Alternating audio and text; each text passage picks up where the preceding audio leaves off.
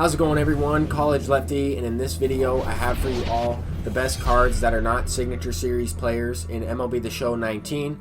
Shout out to Lunchbox for the video idea he posted on my previous video where I talked about most overpowered Signature Series players. So shout out to Lunchbox for that. We're going to be hopping right into this video. So these players are not Signature Series cards, and we're going to be starting off with Rich Gossage. I think Gossage definitely deserves to be in this list. I'm going to explain some of the card's value. I think because he does have one of the best pitches in a slurve, makes that card very effective.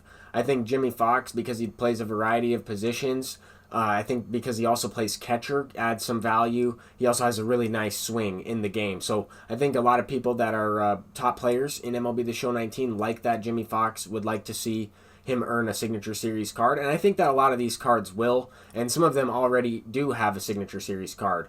But I think Aroldis Chapman is another one, the All-Star version. He might as well be a Signature Series. He's a 95, but same thing here with this Vladimir Guerrero Jr. This is a card where he might pop up a couple times in this video. Some of these cards have multiple versions in the game. Some are signatures, some are not. So wanted to focus on the cards that aren't necessarily signatures. They might have one already, but these versions still might be usable in the game. That Vlad has great contact, great hitting stats in general. Not the best fielding, but it doesn't really matter at third. Cy Young has multiple curveballs and really good control. So I definitely think that this card is really good. Not necessarily the best card in the game, but one of the best cards that is not a Signature Series player. So that's kind of my basis on this video, kind of my approach in this one. Pete Alonso is definitely better than some Signature Series cards, I would say, but he is not a signature card.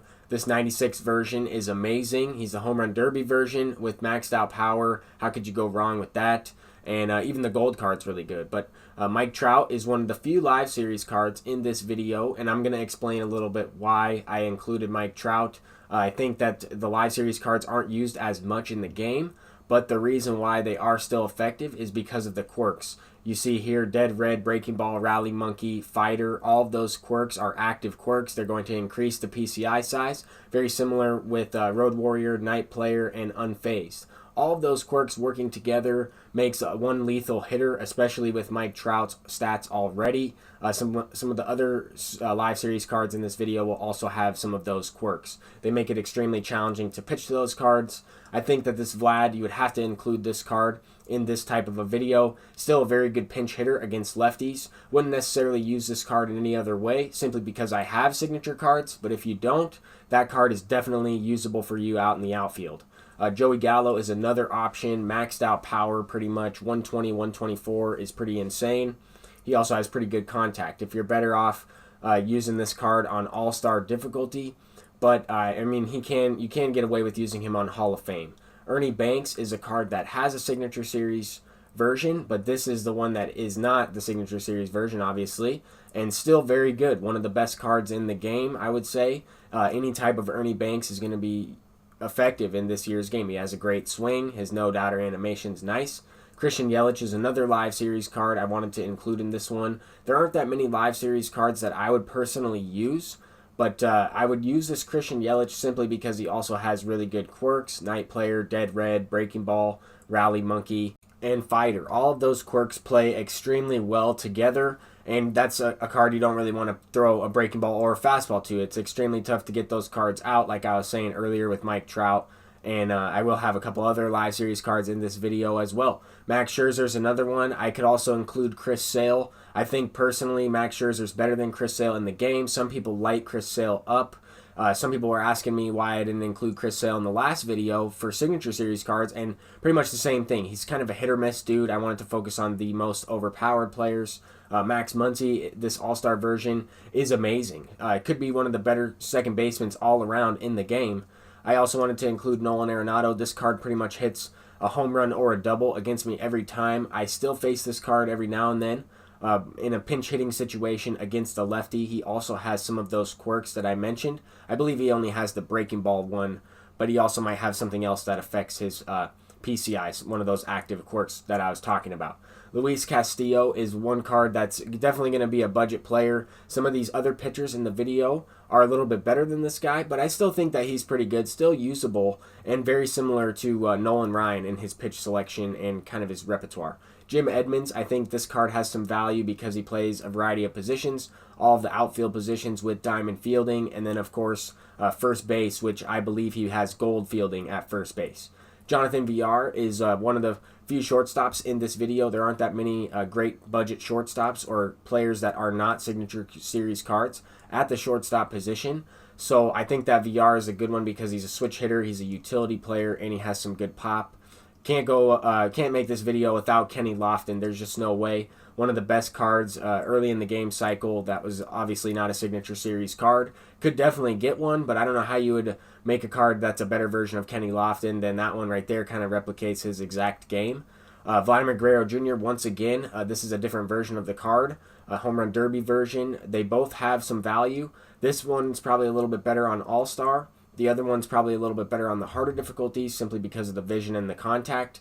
Ronald Acuna has a live series card that's still really usable, but I would probably go with this one. Acuna does have the live series quirks on his live series card, but this one just has more power. I think you're going to get more out of this one if you just go ahead and use this dude. He also doesn't have the fielding that the live series card has, though, so keep that in mind. Jock Peterson is another one. All these cards that have a lot of power are included. I wanted to also mention that I'm excluding finest cards in this video. So I will be doing a video on just finest cards. I wanted to talk about that. So if you made it this far in the video and are wondering why is there no finest cards, because those cards are also basically signature series or equivalent to signature series. I want to include those in a separate video and kind of rank those guys.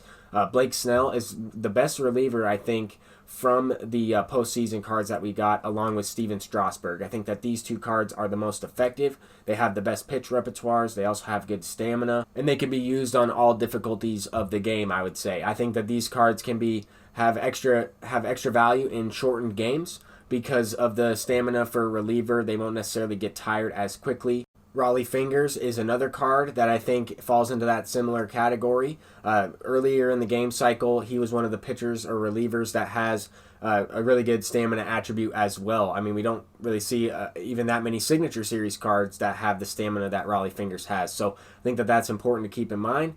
Zach Britton is a lefty that I think is still one of the best lefties in the game, especially if you don't have Andrew Miller signature series, you don't have the Chapman I had earlier in this video, you don't necessarily have Billy Wagner or something like that. You would want to go with this card, or even if you do and you still want to add in a couple other extra lefties to your bullpen, that's a great option, the Orioles team affinity. Rob Nen is a good choice here, 92 overall closing pitcher. If you're able to control this card, he will be very effective, does have pretty good per nines along with that clutch attribute. Can definitely be used in a jam. This Roberto Osuna, kind of on the flip side of that, has a 57 clutch attribute, which is really low for a closer, but his per nines and his other attributes are really good. So if you're up in the game by a lot of runs and you're not really in a clutch situation, this card is pretty good. Or if you're losing in the game by a lot of runs, you might want to go to that dude and try and keep yourself in the game that way, if that makes sense.